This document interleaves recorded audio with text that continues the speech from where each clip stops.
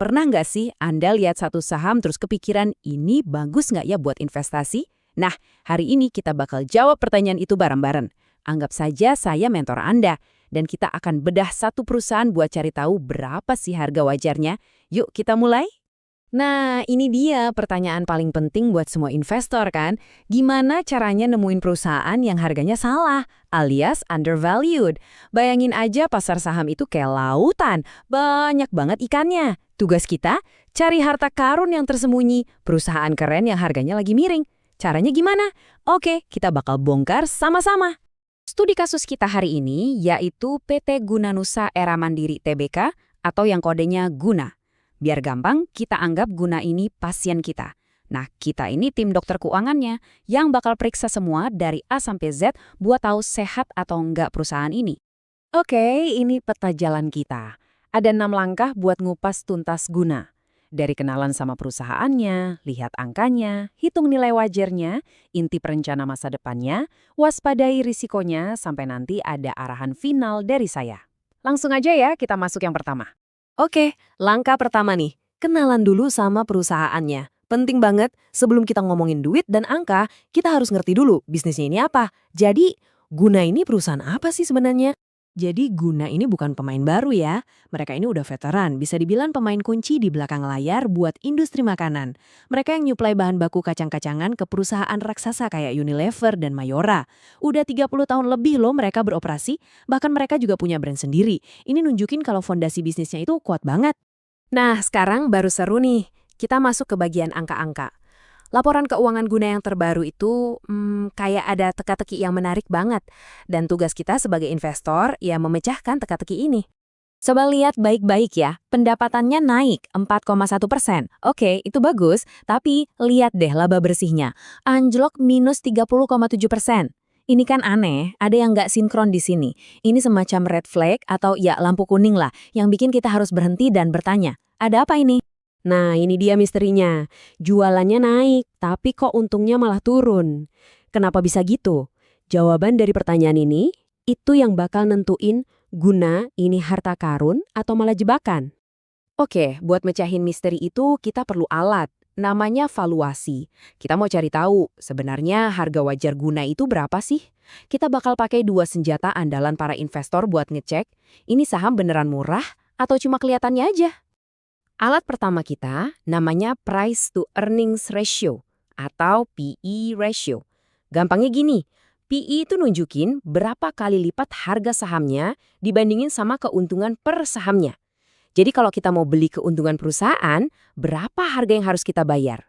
Makin kecil angkanya, teorinya sih makin murah sahamnya.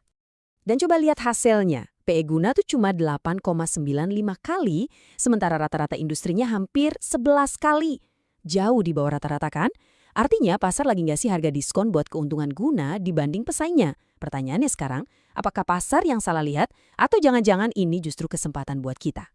Oke, alat kedua price to book ratio atau PB.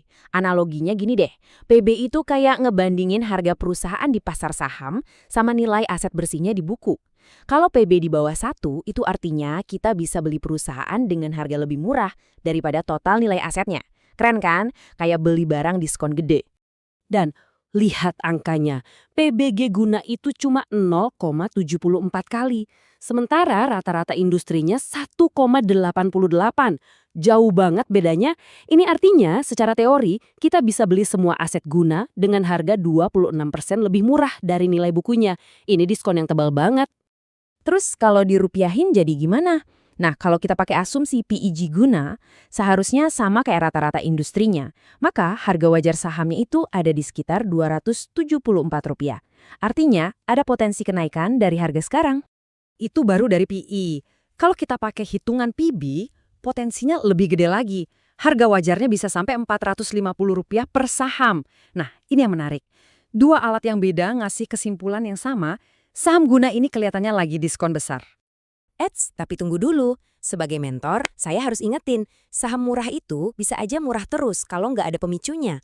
Harus ada katalis, sesuatu yang bisa bikin pasar sadar sama nilainya. Jadi, apa nih rencana Guna ke depan? Ada nggak pemicunya? Dan ternyata, mereka nggak tidur. Guna punya 3 jurus utama. 1, bangun pabrik super baru di Cikarang. 2. Mereka mau diversifikasi produk, masuk ke pure buah dan selai. 3. Mereka mau ekspansi ekspor ke pasar raksasa, Tiongkok.